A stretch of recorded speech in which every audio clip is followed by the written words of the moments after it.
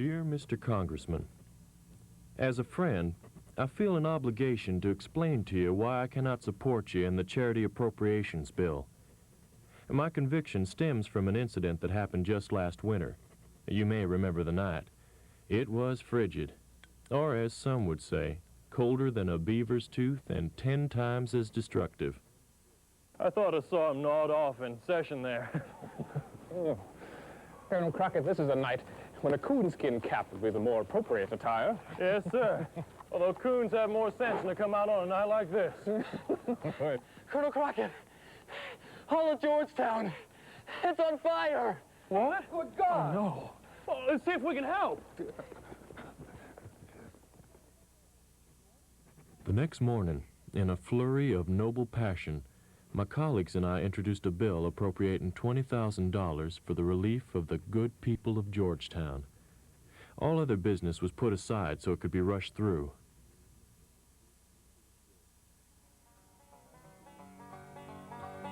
Hey, give me that back!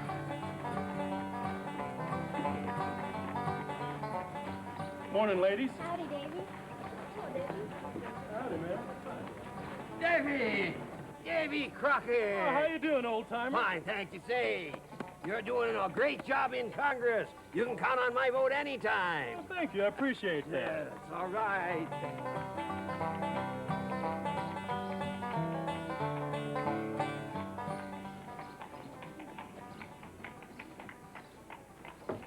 Mr. Bunt, almost forgot your change. You're a fair man, Mr. Higgins. I appreciate your time. Oh, this is for your son. I overheard him say he'd like one. Why, thank you, Mr. Bunce. He's often told me about your carving. Thank you. See you next week. Good morning to you, sir. I'm Colonel Crockett. And I overheard your name to be Bunce. I believe there's a man named Bunce in my district. I believe you're right, Colonel. Well, if you're headed home, Mr. Bunce, I'd appreciate riding along with you. It's not often I get a chance to jaw with my constituents. And since it's just... Since it's election time. Well, yes. All right. I'll get my horse. I had heard about this man from various sources. He was not what you would call sophisticated. He had a reputation for having a shrewd political eye, and I thought if I played my cards right, his influence could make my candidacy untouchable. But the ride proved to be uncomfortable in more ways than one.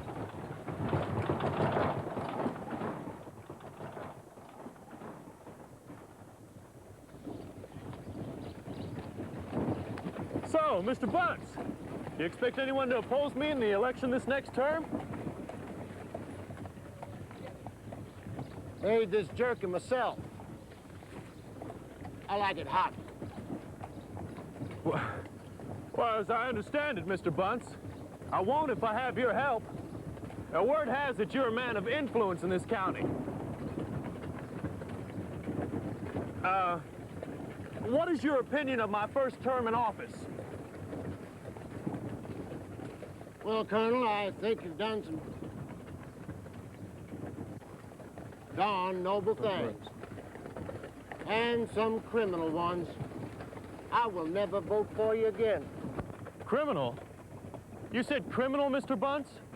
I demand an explanation of what you meant. Forgive my seeming rudeness, Colonel. I didn't mean to insult you. But last winter, you raised a vote I just can't overlook, which shows, in my opinion, that you have neither the capacity to understand the Constitution nor the ability to be guided by it. I'm afraid I don't follow you, Mr. Bunce. I recall no vote last winter upon any constitutional question. Didn't you vote for a bill of $20,000 to relieve some sufferers of a fire in Georgetown? Well, Mr. Bunce, I do admit to that, certainly. But I doubt that anyone could complain about a great and rich nation like ours, given the insignificant sum of $20,000 to relieve suffering women and children.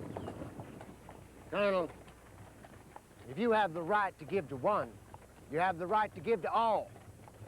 And since the Constitution neither defines charity nor stipulates the amount, you are at liberty to give whatever you think proper to whomever you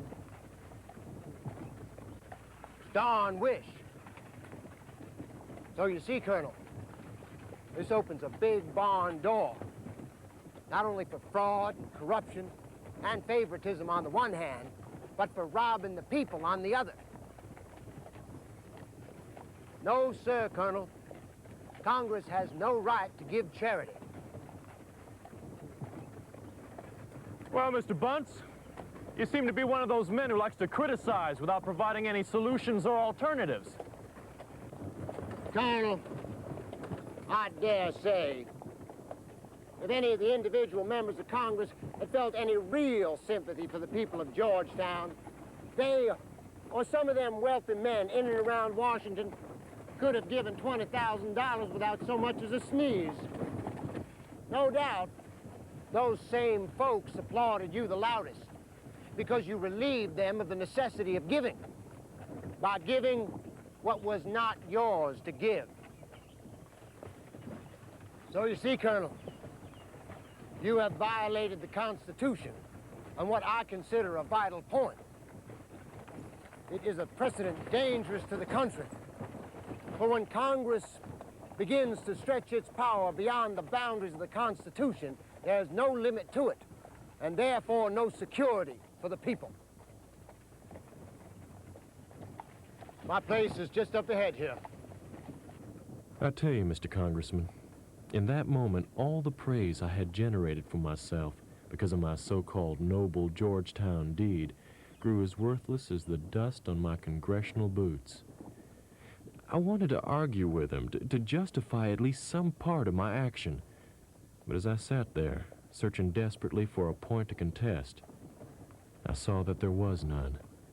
Because this simple farmer of remarkable intelligence and insight was absolutely and totally right. Whoa. You can tie your horse up over there.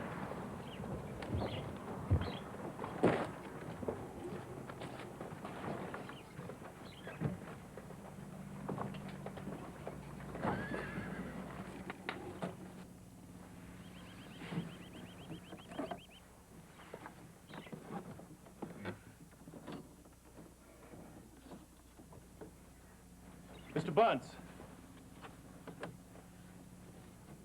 as embarrassing as this is for me, I do admit to you, sir, that if I'd had your clear, hard sense and understanding of the Constitution, I'd have put my head in a cannon before I'd given that vote. I realize that asking for your support would be pretty presumptuous. But if you'll vote for me again, I'll give you my solemn word as a United States Congressman and a gentleman that I will never vote for another unconstitutional law so long as I live.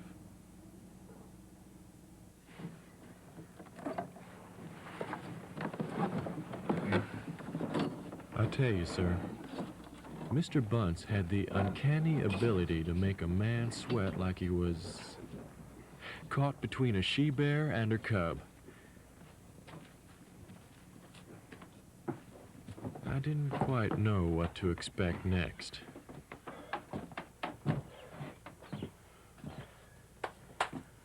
Colonel, if I recall, it seems to me you made that same promise once before, when you were sworn into office. However, personally, I think I'm in favor of giving you another chance, on one condition: that you make the same apology to the folks around here that you just made to me. Now, if you do that, I'll see what I can do to push what little influence I have in your direction. Horatio Bunce spoke of the little influence he had, Mr. Congressman. I've been working pretty hard But everywhere I went, this humble man's name brought respect and attention, and allowed me opportunities to appeal to the people. Did you ever kill a bear? I was fortunate to spend several nights with different members of my constituency and became reunited with a treasure of simple ways and simple talk. Most importantly, I was able to spend many hours with Horatio Bunce. We often talked of the principles and affairs of government. About a week later, at a big Look at get-together, all those people there, Colonel Crockett. Got a good crowd for you to talk to. Fine crowd. About ready to talk to these good folks? Indeed I am. All righty. Folks, please gather around. I hope our congressman here won't mind if his podium is a supper for my cow tomorrow. Well, maybe you better ask the cow. Well, Colonel Crockett?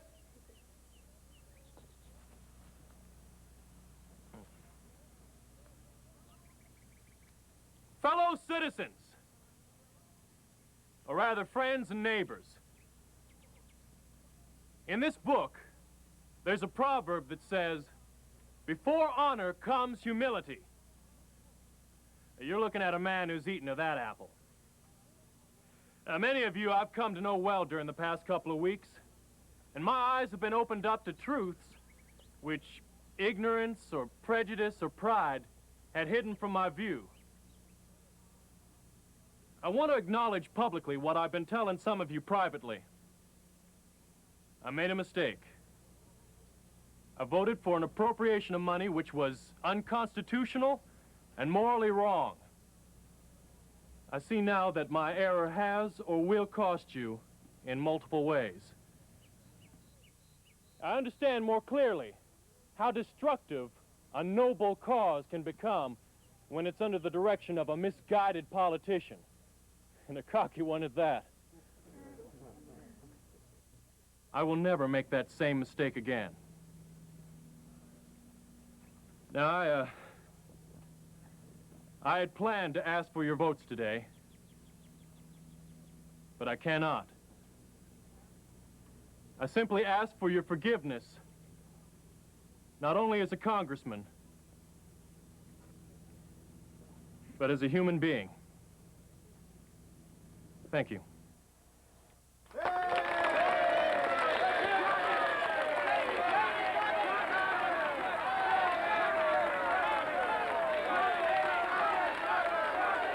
I'll tell you, Mr. Congressman, those honest, hearty shouts and the trust on the faces of those simple but wise people have meant more to me than all the honors I have received and all the reputation I have ever made.